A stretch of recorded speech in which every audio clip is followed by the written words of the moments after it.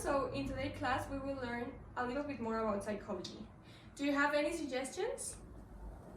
So I have been hearing about a theory about psychoanalysis. Can you please tell me what is psychoanalysis?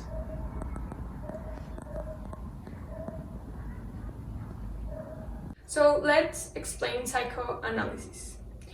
I will explain it in terms that it's very simple for you to learn this complex theory.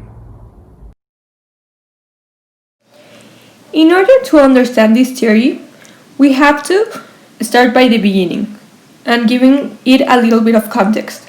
So it was proposed in the late 19th century by a very famous person, Sigmund Freud. I really believe everyone knows who Sigmund Freud is because he was a really remarkable person known for his work. And well, this theory is based in the personality organization and the dynamics of personality development. This all together and combined guides the definition of psychoanalysis. So to have a full understanding about this topic, we must define psychoanalysis. So, what is psychoanalysis?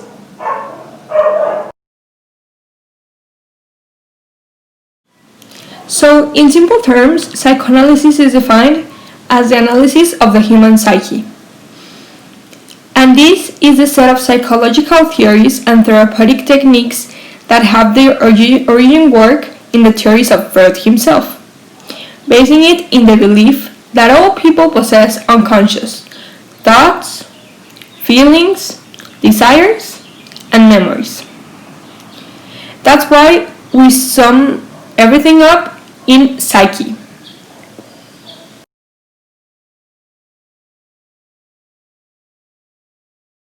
For Freud, the human personality comes from the social limits that the person has internalized, and of course, the conflict between aggressive biological impulses that tend to cause pleasure. So he thought that the result of these two efforts resolve in the basic conflict resulting in personality. So basically, these two impulses were what personality was all about.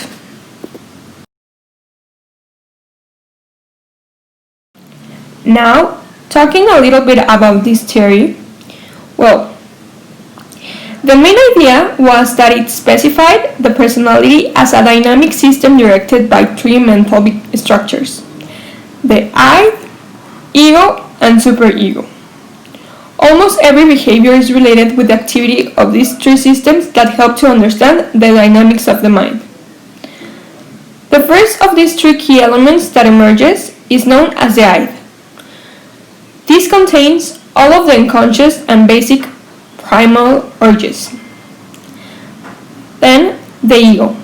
It is defined as a part of personality that must deal with the demands of reality. It controls the urges of the I in order for us to have in both realistic and acceptable ways, rather than behaviors designed to satisfy our desires and needs. This second key element forces us to fulfill our needs in ways that are socially acceptable and realistic.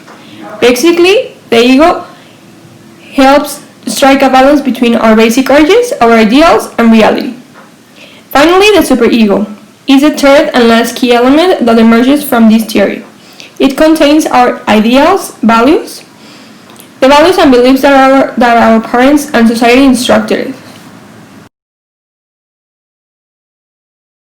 Psychoanalysis also involves a number of different terms and ideas related to the mind, personality, and treatment.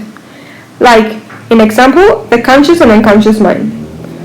The unconscious mind is the one that talks about all the things that are outside of our conscious awareness, such as early childhood memories, secret desires, and hidden drives, and things that may be unpleasant or socially unacceptable. Despite all of these, they tend to influence the way that we think, act, or behave. And in some cases, while the conscious mind includes everything that is inside of our awareness. The contents of the conscious minds are the things that we are aware of and can easily bring to awareness. Wow, that was really interesting. Thanks for explaining me that.